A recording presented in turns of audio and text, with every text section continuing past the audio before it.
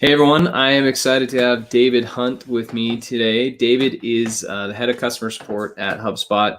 We're users of HubSpot over at Cloud App, and I've also just been a big fan of their top of funnel content lead management and just kind of how they do marketing. So I'm excited to have David on with me today, and we're going to talk a little bit about customer experience and kind of the modern workplace and other things that David sees on the front lines of customer support. So David, if you wouldn't mind, tell us a little bit about yourself, how you got to HubSpot. Tell us a little bit about what you're doing there, and we can go from there. Awesome. Thank you for having me, Joe. So I've been at HubSpot for many years now. I actually started as a temp. So I kind of stumbled into HubSpot. It wasn't really something I was planning on pursuing. I was working for a temp agency, and I got a chance to work on the support team and help with some integration upgrades. And ultimately, I think the reason why I've stayed over all these years is I've gotten to see like the impact that we can have on small and medium-sized businesses. And like from a very early stage, I was able to take some of my, at the time, pretty limited tech skills and really help people, right? Be able to get their website up and running, right? And help them with their marketing. And so I found a lot of satisfaction from that contribution. And then over time, I've been able to, work across pretty much every job in customer support to a point where I now lead the department. And a lot of that sort of passion for contribution has shifted to how do I help people, grow their careers and have remarkable opportunities like the ones that I've had. And so that's kind of where a bit of how I've approached my career over the past couple of years. Outside of work, I'm a father, and so working through this period of remote working and parenting has been a challenge, especially when running a large global support team. And so there's been that, and but there's been a lot of really amazing moments over the past couple months of getting to see things that I might have missed otherwise. And so I'm very grateful for that, in that I work at the kind of company that's been able to sort of be flexible and just kind of make it work. We're all kind of making it work together. So that's a little bit about me, and so I am looking forward to just sort of talking about whatever aspects of customer support, what insights I have, and anything else I can offer.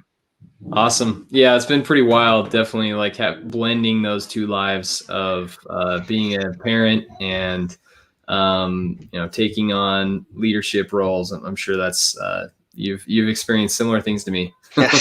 Yeah, my daughter is pretty much running the department now, so so awesome. Yeah. I love it. I'm sure it's I'm excited to dig in on a few things about customer support. A lot of things I've been thinking about leading up to this conversation. As kind of the front lines of customer support, in a digital space, chances are pretty high that people have probably Googled how to do something. They've probably gone through your help docs. They've probably reached out to your support team, and they probably complained about you on social. When they get to an agent, what is really the DNA of a good customer experience? How do you kind of manage that someone, when they finally get to your team, is probably pretty fired up about fixing something? Obviously, there's people that are just cordial, but how do you kind of make that a good experience? How do you help them come away feeling good that they were able to connect with someone on your team? Yeah, I think that one of the things that's really important in a customer experience, or if you're in a customer facing role, right, is to always have that empathy and recognize that like you're dealing with a person. Like we're B2B, we're dealing with people who are running their businesses. It's obviously a stressful time to be navigating that for many people, and you're helping them with their livelihood. You're helping them with their day-to-day to get through their week, right? I think that that's really critical. And with that, I think comes the recognition of just like how valuable customer time is, or just time for any of us, right? Like time is one of those things where it's like we're doing more than we probably ever have, right? In terms of our commitments, both personal and professional. So I think that one of the things that's really important in that DNA is like that the speed at which we can help somebody, right? And that doesn't just mean the speed at which an agent can solve a problem, but also like all you reference all those other stages along the way, right? Getting help by Googling something, finding something on your knowledge base, finding a video that walks you through something very quickly, right? Time is such an important commodity in the customer experience, right? But I also think like part of it is that human connection, right? Is recognizing that like you're helping somebody, right? And you're able to actually hopefully contribute something to their day, contribute something to their livelihood in the case of B2B. And that's I think really important as part of that DNA. Makes a lot of sense. Yeah, I like how you pointed out time.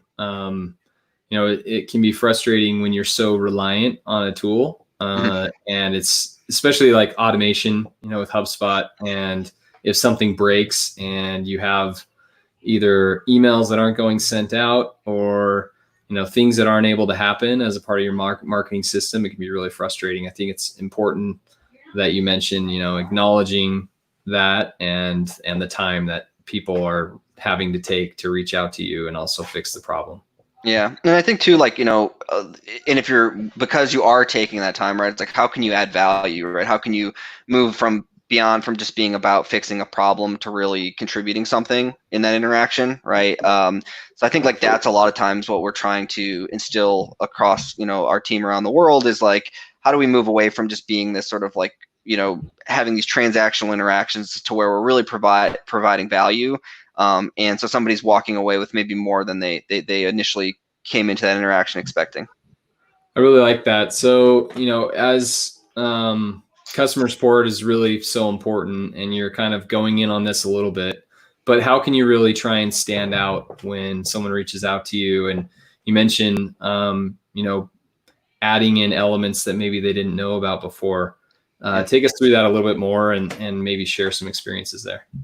Yeah, I think I think part of it is like recognizing like what makes your team special, right? Not every customer support team is set up the same way. Not every business is going to make sense, but I think like understanding what are those strengths, like what are those things that maybe set your team apart or set your experience apart, right? It's not all just about your human support, but also everything around your helping your customers. And I think really going after those strengths and doing, even when that might be, contrary to some of the kind of business metrics or business constraints. So like, for example, we make sure that like we see support as central to our customer experience. And it's been a big point of investment, not just financially, but also in terms of like resources, innovation, making sure that we're really growing the team in terms of their the skills that they're developing. And I think like that's all a recognition, and we get, drive more impact. And so I think like that's kind of how I think about that problem is like, what are ways that we can, once again, provide that incremental value versus just trying to be like, how do we stop the tickets, right? We've seen even that like how how support interactions impact retention, right? So customers who they buy HubSpot for a number of reasons. One of the reasons they stay with HubSpot is because of the support. And so like that's, once again, it's like really trying to lean into what we're good at versus trying to say like, well, we need to save on costs, we need to drive down our tickets. Like we want to work with customers, we want to work with as many customers as possible, but we want those interactions to be valuable and not something that they're frustrated or they're forced to have to work with us on. Makes a lot of sense. Do you guys, obviously tickets is hoping to get to ticket zero, as frequently as possible. What are the things do you guys try and focus on? Is it like a NPS, customer satisfaction scores? What are some metrics that you try and lead your team with? Yeah, I think on the ticket zero one, like we're really trying to make sure that like we're like once again that like we want to be mindful of what our incident rate is, right? That like customers are interacting with us because they want to be interacting with us versus because they have to.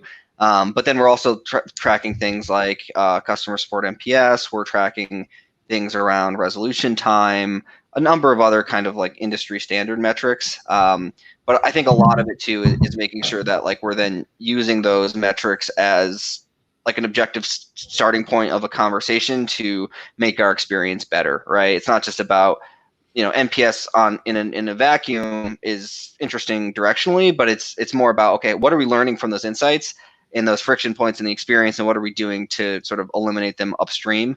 And that's a lot of where we spend our time kind of operationally, is trying to refine the things that will help all customers and drive more value. It makes a lot of sense. I think HubSpot is really excellent with onboarding videos, how-to tutorials, product videos, and other things. And we have a lot of people that use Cloud App on customer support teams to kind of, close tickets faster, use videos and visuals. Not sure if you guys are doing that now, but how do you think visuals and videos, and not just kind of pushing someone to like an FAQ page or whatever, can be helpful to improve those? Yeah, I think that, like, one of the things I think that's really important about creating a good customer experience is being contextual, right? And understanding how do I, yes, the customer has a question, but that question is very much, not going to always be able to be answered by the generic or the sort of high level doc. They have specific use cases. They're trying to get you to help them design solutions, and video can really speed up that communication. Text-based communication is misunderstood like 50% of the time, right? So we spend a lot of time trying to write these long emails, and then the answer's an email, but it just gets missed, right? And so that so much of that, I think, comes down to like, how can you very quickly and visually communicate some of these concepts? How can you personalize it? I think that that's one of the great things about screen capture software like Cloud App, where you can create this video that could be personalized and somebody's in their app, in their instance, right, with their information, and they can really see then, okay, like, that's how I do the thing, versus maybe having to explain that over the course of 5 or 6 emails. Yeah, that makes a lot of sense. I think there is a connection that can happen, like you said, and that personality, especially, automation is awesome and we all believe in it, but it also can sometimes feel like it's automated. So yeah. Finding ways to create that like one-to-one connection is really important. Yeah. And like, I think it's also, it could be a bit of like a creative expression too, right? It allows you to communicate in a different way. And I think that it'll be exciting to see how that evolves over time, right? To be able to, we're all communicating through through different teleconference software right now, and we're all communicating. Like, there's going to be, I think, a lot of evolution of how we communicate in this sort of digital video world. So I think it's a really cool space to kind of explore and think about, how do we continue to push the envelope there. For sure. What are some of the, you talked a lot about people coming into HubSpot and, trying to add value and other things. What are some strategies as a whole at HubSpot, looking at the entire customer journey, where you really try and create a loyal customer, someone who is going to go out there and going to stick with you and really push for you when they move companies, and be a real champion for HubSpot? Yeah. I think a big part of that, right, is that there's sort of, one of the things I like about where we're positioned in terms of the market, who we're trying to sell to, and how we're really trying to equip marketers and salespeople and service people with a ton of power, but make it easy, right? And that's sort of fundamental to trying to help everybody be successful, right? You don't need to be an admin with a ton of technical experience to get your marketing campaign off the ground, right? So I think about it is sort of, someone said recently, we're in the business of selling careers, right? Not just software. And I think like that's kind of part of how we think about it, right? How do we help that marketer look good to their boss by proving the value of this campaign? Or how do we help a salesperson who's starting out become more productive? How do we level the playing field? And so I think about that a little bit. Is like, that's part of how you create promoters, is like you're impacting the people at the end of the day. And that's, I think, a big part of kind of like what we set out to do, is like, everyone should be able to do some of this stuff. And like, yes, where there's still a ton of complexity, and it's dense software that's powerful, but at the same time, there's a lot of things that like it shouldn't require a web developer to be able to get your work off the ground. And that's kind of like where what we're pushing towards. That's really insightful. And I want to kind of dig in on that a teeny bit with you guys, being spread across. You mentioned kind of like someone being able to just really set something up pretty easily. Maybe that's like a small business or something. Certainly, we're a small tech company that's using HubSpot and getting value out of it. but you also have, medium and enterprise companies.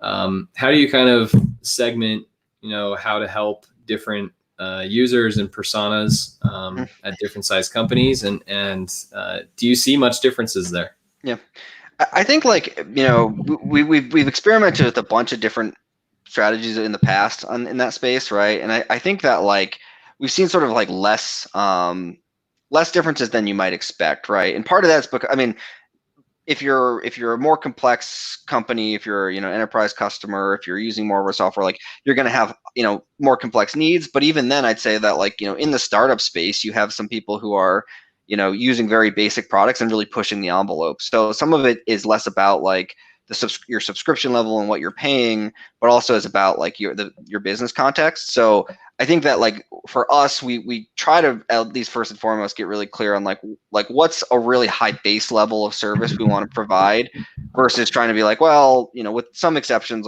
for our free CRM, we provide a community, we don't provide access to human support, right? But Sure. for pretty much any other product, right, we're giving you a really high level of service. And so that's sort of been our play, is to make sure that we first and foremost have a really high baseline, and then we're sort of layering on additional behind the scenes offerings, right? Because it's not I think one of the other challenges with when you're running a support team is it becomes really well, if you pay for this additional service, you get X and Y. And one of the things I think we're trying to be is fairly transparent, but also simple, right? And if you need to layer on this whole additional services packages and all this other stuff, right, I think it just gets that's much more complex. So it's always this balancing act of trying to make sure we're tailoring to meet the needs of different customer segments, and recognizing that a customer who's paying $50 probably, from just an economic standpoint, will need to have a different level of service than somebody who's paying thousands of dollars every month. But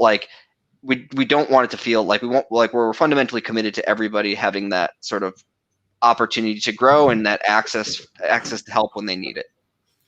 Cool. Yeah, I think having elements, like you said, culturally, they're we're just going to provide good service regardless of if you're a free user or our top paying customer. I think that really helps when it's integrated. And then just providing a tailored customer service to someone who comes in, but the strategies are kind of the same. Yeah, and I think on the sort of in the free space, right, we spend a lot of time in our product and engineering org investing in how do we still create a remarkable experience, but that could be totally touchless, right? Ideally, you're able to come in and do everything that you want to do within sort of a free suite or even a starter suite without having to talk to a support person a bunch over the course of a month. And so I think that's another thing, is making sure you're making investments in that freemium space to really create that that ease of use experience from day one. Awesome. I like to ask, what a recent experience that you've had as a consumer is. Could be retail, could be tech, could be really whatever. What's a brand that's really stood out to you recently with you as the customer? Yeah, I think a lot of my where my head goes on that question is probably things with different companies responding to the current coronavirus crisis, and how they and there's one end of the spectrum where people are taking a very non-human approach, and on the other end it's people are very empathetic, and I think that's been kind of our approach, is trying to help customers weather the storm and make it work, whether it's through discounting or some other means to just try to help them with cash flow issues and get through it. For me, on a more personal note, even something like our re-entry into daycare, right? They've been very flexible about, hey, Oh, cool. we know that you it's a weird time, right? We'll hold your spot for X, till X date, that type of thing. And so really giving that consumer the flexibility there. And it's that's a kind of a more personal example where I feel much more, when we will definitely continue to work with that daycare provider. And I also think about experiences that, on more of a consumer level, where it's just it's very personalized, and it's where it's kind of I'm always amazed when you can if you do have to contact support, they have all the context. So like, and it's then like that whole interaction, it's like they basically know what you're calling about, and they're able to solve it like super fast. So brands that you're working with where it's like you're going in expecting to have like your traditional customer support experience, and then it's like you go in and you're just blown away, right? Because they have so much information, they have access, they have really smart, talented people. Like I think those are the kind of interactions where you're like, wow, like that's how you get a promoter from a support experience. Yeah, that's a really good point. I think it's just focusing on little things, not just giving the baseline experience. I love that example of the daycare. It's been pretty cool. Obviously, small business and local businesses have been hit pretty hard everywhere.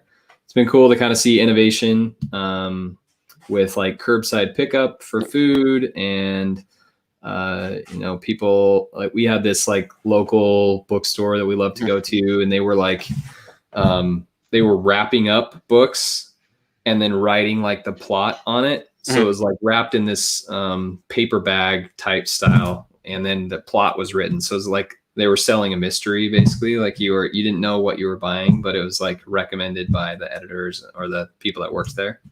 Yeah. So I thought that was kind of cool, and just all kinds of innovation with trying to connect with people, and really that's been one good thing to come out of this, which has been kind of cool to see.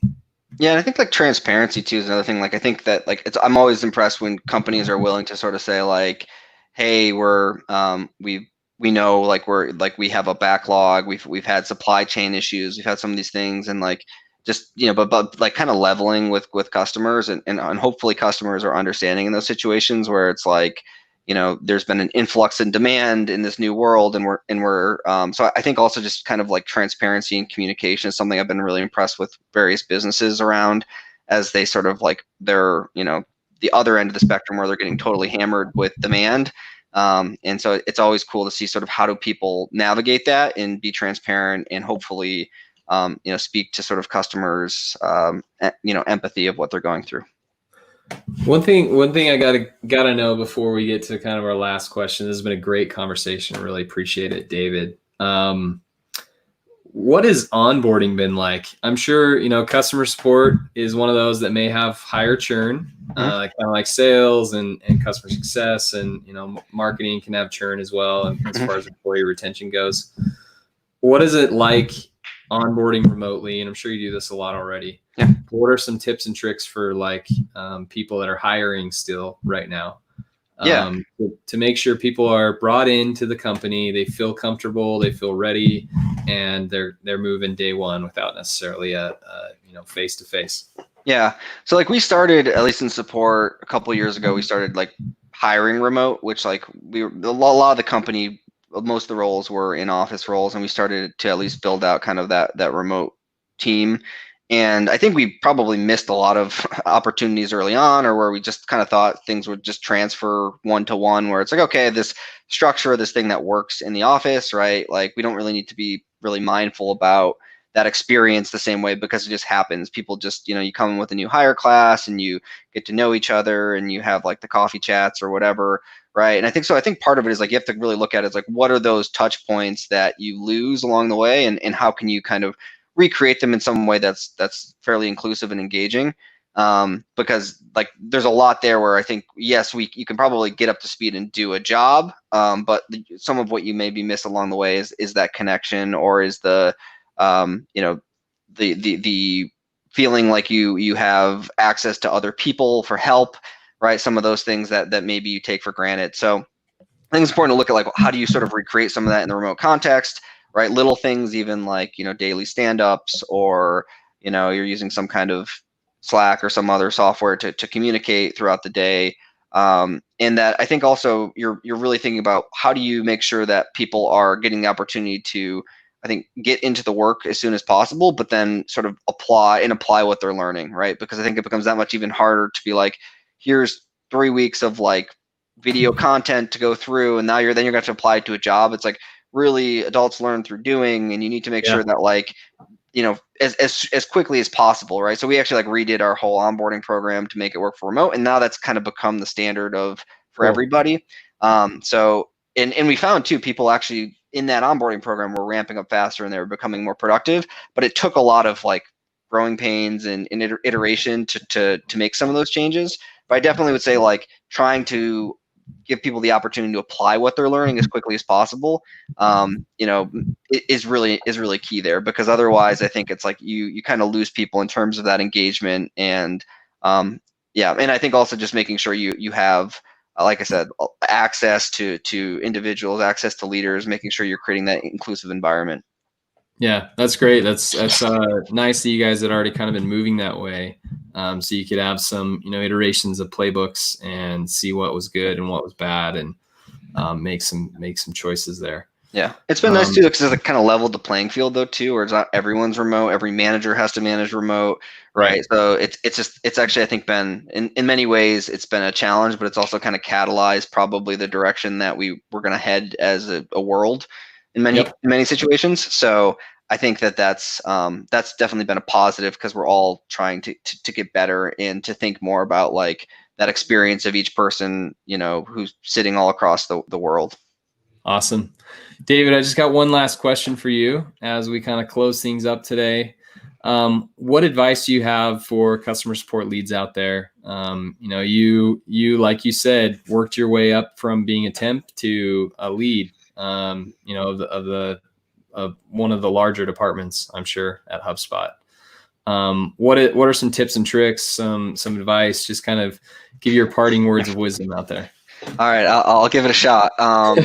So I think like for me, I never thought I would be running a customer support team. It wasn't really like what I aspired to or anything like that. I think what it was always about is, stepping outside my comfort zone for the sake of growth, and where could I have impact, right? So a lot of that was like, that starts out when you're getting started. It's like taking the scary case, right? Or taking that thing you have no idea what the customer is talking about, right? But you're going to get through it. And on the other side of that, you've learned something. On the other side of that, you've helped somebody. And I think about that kind of like is a consistent theme, where it's like when I got into managing people, right, that was really scary, and I probably had other opportunities. I could have gone a different route and taken been maybe better from day one, but that was going to challenge me, and the opportunity for impact was greater.